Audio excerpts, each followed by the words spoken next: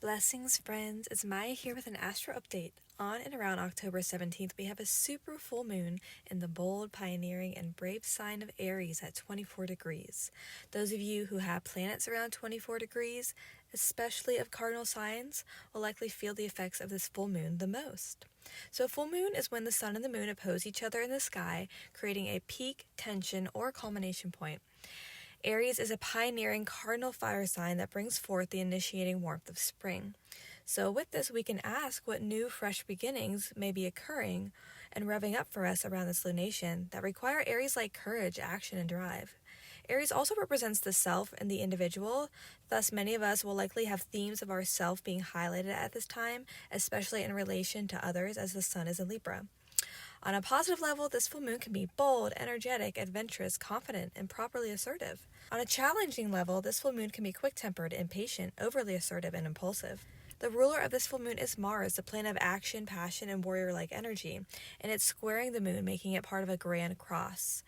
Mars is in its fall in Cancer, which shows there can be difficulty with Martian themes of expression. It's important to look to see where you have Mars transiting in your whole sign house natal chart to see where you might need to pull in the reins a bit and find some balance. The Grand Cross involves the Sun and the Moon at the same time with the Mars and Pluto opposition, which is quite an intense opposition. And this Mars-Pluto opposition is going to perfect at its heightened peak around November 3rd, which is election week. This can be a challenging time collectively and individually, especially for cardinal signs. Grand crosses involving Mars, the planet of warrior-like energy, and Pluto, the planet of death, rebirth, destruction, and regeneration, can be volatile, involving a crisis or conflict. On another level, though, grand crosses can bring transformations after walking through the fire. Pluto involved in the Grand Cross is making some major moves and noise before he leaves Capricorn officially in our lifetime. He's showing what we can no longer bring with us or suppress as he nears his last 29th anaretic degree. We also have Chiron, the wounded healer, conjunct the moon, which can represent emotional triggers, wounds, or insecurities being brought to light, possibly wounds around being bold, brave, powerful, or independent in regards to the Aries part of our chart. Thus, through taking on balanced Martian action, we may be able to overcome deeply rooted vulnerabilities. The moon conjunct Chiron could also be an ending to a situation we no longer feel ashamed about. The sun will be trining Jupiter, the planet of abundance, luck, and growth. This could bring a sense of hope or optimism to look forward to amidst such intense changes. We have Venus, the planet of love, beauty, and relationships, in her fall in Scorpio, opposing Uranus, the planet of sudden changes and unpredictability, which this can bring a bit of a chaotic shakeup when it comes to relationship dynamics. On a positive level, Venus-Uranus oppositions can bring creative breakthroughs in relationships as well. Questions to ask ourselves during this Aries full moon: what areas of our self-identity and personal power need to be worked on? What aspects of our one-on-one relationships need to be rebirthed or transformed? How can we be brave and courageous amidst such intense shifts and changes? What insecurity and wounds may be coming up for us to heal through our vulnerabilities?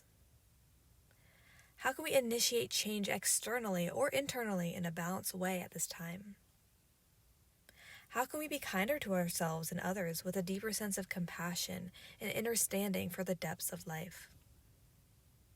How can we be patient and tap into a balanced, optimistic mindset where hope meets reality?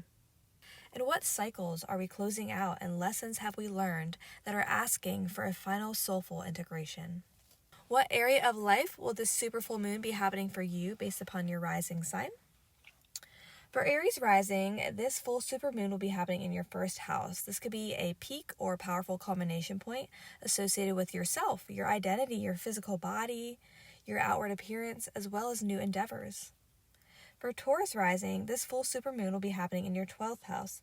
This could be a peak or a powerful culmination point associated with the hidden realms, dreams, subconscious realms, mysticism, bad habits or self-undoings, as well as jails and hospitals, but also retreats and ashrams, music, and the arts. For Gemini rising, this full supermoon will be happening in your 11th house. This could be a peak or a powerful culmination point associated with large groups of people, friendships, organizations, networks, progressive ideas, and future hopes and wishes. For Cancer rising, this full supermoon will be happening in your 10th house. This could be a peak or a powerful culmination point around your career, reputation, public image, leadership, authority, and achievements. For Leo rising, this full supermoon will be happening in your ninth house.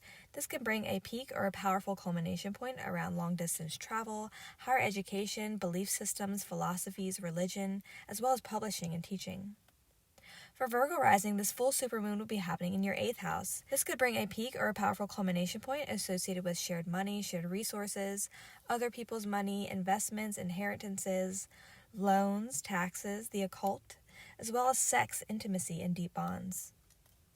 For Libra rising, this full supermoon will be happening in your seventh house. This could bring a peak or a powerful culmination point associated with personal relationships, business relationships, contracts, marriages, agreements, collaborations, and legal documents.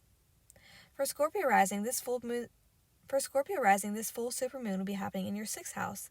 This could bring a peak or a powerful culmination point around your health, your job, your coworkers, your daily routine, diet, exercise, organization, as well as pets and animals. For Sagittarius rising, this full supermoon will be happening in your fifth house. This could bring a peak or a powerful culmination point associated with your creativity, self-expression, romance, love, children, joy, hobbies, as well as celebrations, and even small businesses. For Capricorn rising, this full supermoon will be happening in your fourth house. This could bring a peak or a powerful culmination point around your home life, family, property, emotional security, one's inner safety, as well as ancestral traditions. For Aquarius rising, this full supermoon will be happening in your third house. This could bring a peak or a powerful culmination point around one's communication, how one communicates, one's neighborhood and community, local travel, transportation, extended family, as well as short-form learning and writing. And last but not least, for Pisces rising, this full supermoon will be happening in your second house. This could bring a peak or a powerful culmination point around your income, how you make money, one's material possessions and personal values, as well as resources and one's self-worth and self-esteem. Full supermoon in Aries, blessings to you all.